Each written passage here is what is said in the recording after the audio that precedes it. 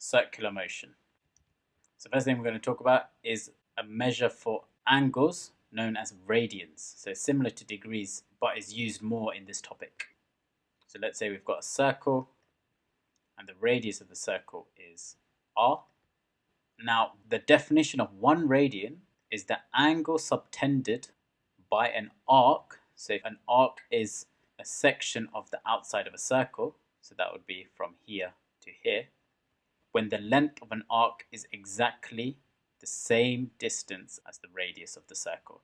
So when the length of an arc is equal to the radius of a circle, then the angle that this produces is known as 1 radian.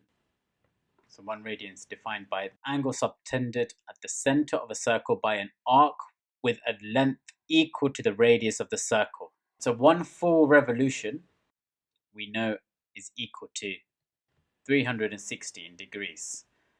But in radians, 1 full revolution is equal to 2 pi.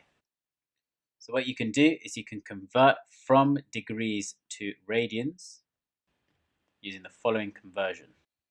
So to get from degrees to radians, you times by pi over 180, and to go from radians back to degrees, you divide by pi over 180, or times by 180 over pi, doesn't really matter.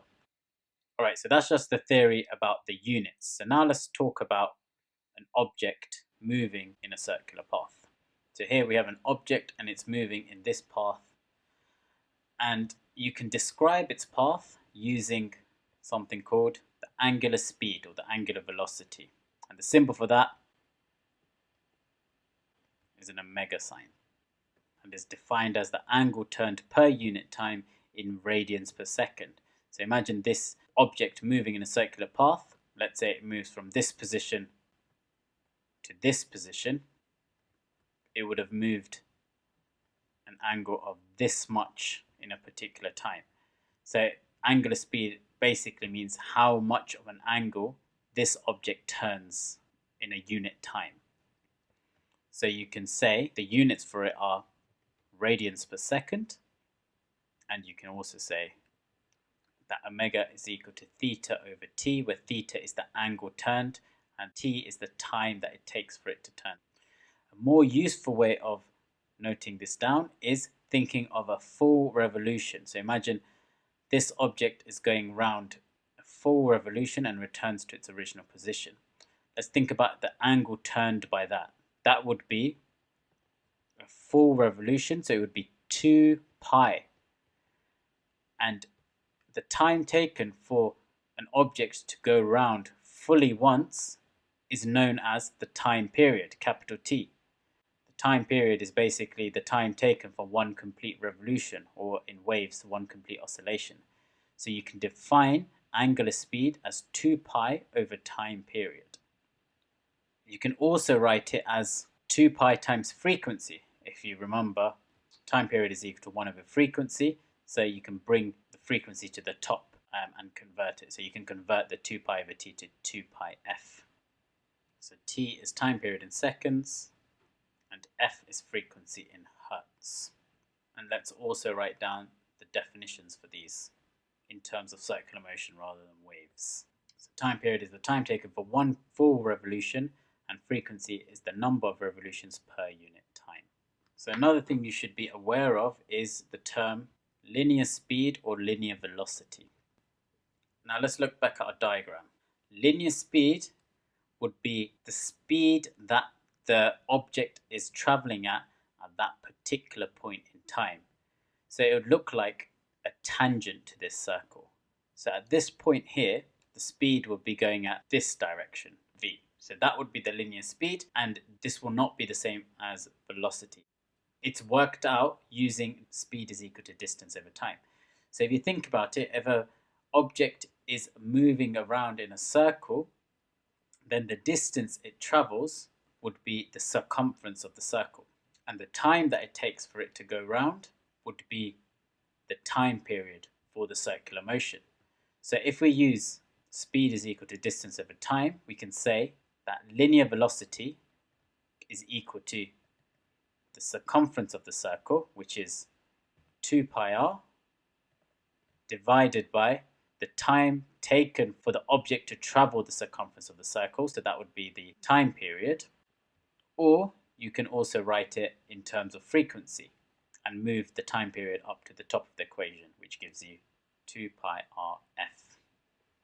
Another way to write it, if you remember that our omega is basically 2 pi over t, or 2 pi f, we could also put the same here and say this is equal to omega r. And there we have our equations for linear speed. Okay, so let's again consider an object moving in a circular path. So it's going to be at a constant speed of 10 meters per second. So that means the linear velocity of the object is 10 meters per second. And let's say it's moving anti-clockwise. Now, you need to be able to explain why this object can be moving at a constant speed, but at the same time have an acceleration. So in first year physics, you learn that an acceleration is when you have an increase in speed, or deceleration is when you have a decrease in speed. So technically, if an object is moving at a constant speed, it shouldn't be accelerating. But when it's moving in a circular path, it does accelerate. And that's because of the definition of velocity. So velocity is a vector. And that means it depends on both magnitude and direction. So this object here is traveling at a magnitude of 10 meters per second. But because it's moving in a circular path, its direction is constantly changing. So for example, here it's moving to the left at 10 meters per second. But once it reaches this point in its path, it's going to be moving in this direction. So it's turned a full 90 degrees. So its direction is always changing. So that means that its velocity must be changing. So its magnitude is staying the same, but its direction is changing. So that means the velocity is still changing. And if the velocity is changing, according to our definition of acceleration, acceleration is change in velocity over time, that means that the object must be accelerating. So the object must be accelerating if its direction is changing. And this is what we call centripetal acceleration. And centripetal acceleration has an equation of v squared over r, so linear speed squared over r, or omega squared r. So that's angular velocity squared r. And this centripetal acceleration always acts towards the center of the circular path, so in this direction. Now, according to Newton's second law, if an object is accelerating, then it means it must have a resultant force acting on it. So this is what we call the centripetal force. And what you can do is use F equals ma for centripetal acceleration. A is equal to v squared over r. Then your force, your centripetal force, is just going to be mass times acceleration. So it's going to be m times the equation for centripetal acceleration, which is v squared over r, or m omega squared r. And again, this also always acts towards the center of the circle. So what you need to be able to do is to figure out what's providing the centripetal force in different scenarios. So to do this, you need to think about what forces are acting towards the center of the circular motion. So first of all, a planet orbiting the sun. So let's think about the circular motion. This is the planet. The sun is in the center. What's acting towards the center of this circular path? The planet is moving in a circular path. The thing that's acting towards the center would be gravitational force. It would be weight. Okay. Secondly, a ball on the end of a string being spun horizontally in a circle. So imagine you've got a piece of string and you spin the ball above your head in a circular path. So it's the same diagram again. This is the ball. Your head might be here. This is a view from the top, and the ball is going around in a circle. What is providing the force towards the center of the circle? That would be the string, the tension in the string, because that's what's stopping the ball from flying off in a tangent like this. If you cut the string, the ball will just fly off in a tangent. But that string, the tension in the string, is what's causing it to carry on in this circular path and not to fly off in one direction. So the answer for that would be tension in the string. Okay, next up we have an electron orbiting a nucleus. So here's our electron, it's going round, here's our nucleus. So again, let's think about what's pulling the electron in towards the center of the circle. It's going to be the pull of the nucleus. Think about what force that is. So the nucleus is positively charged, the electron is negatively charged. So what we have is an electrostatic force. And the electrostatic force between the two is what's providing the centripetal force for it to carry on traveling in a circular path. All right, let's try one more. So we've got a car driving around a roundabout.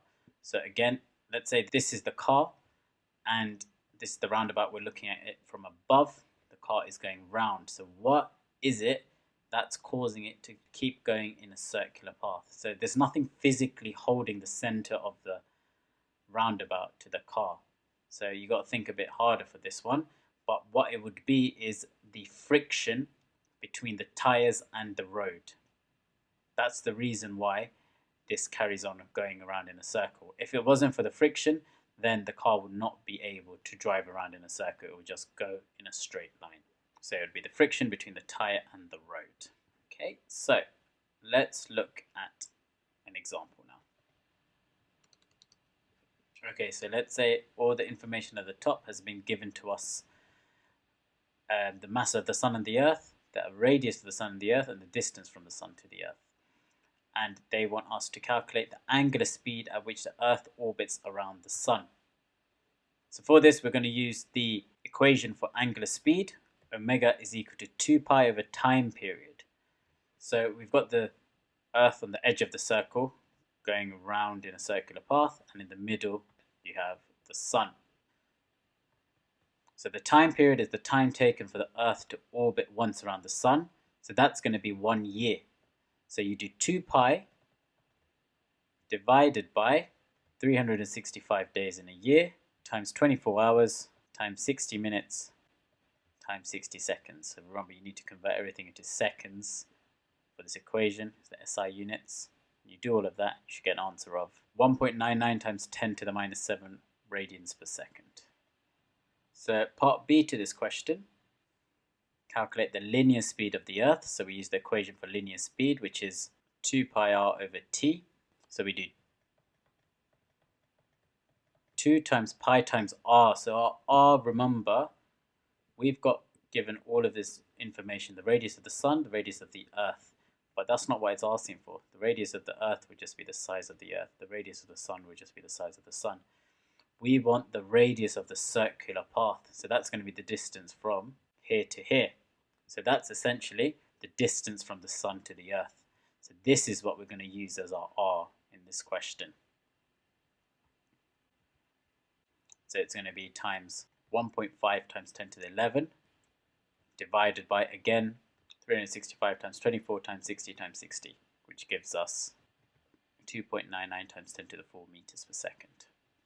And our last question, calculate the centripetal force needed to keep the Earth in its orbit. So for that, we'll use our equation, F is equal to mv squared over r. So for our m, we would use the mass of the Earth, not the mass of the sun. You always want the mass of whatever object it is that's moving around. So it's going to be that one, 5.98 times 10 to the 24. You're timesing that by the linear velocity, which we just calculated, 2.99 times 10 to the 4, and square that, and then divide that by, again, this is the radius of the circular path, so it's the distance from the sun to the earth, so 1.5 times 10 to the 11.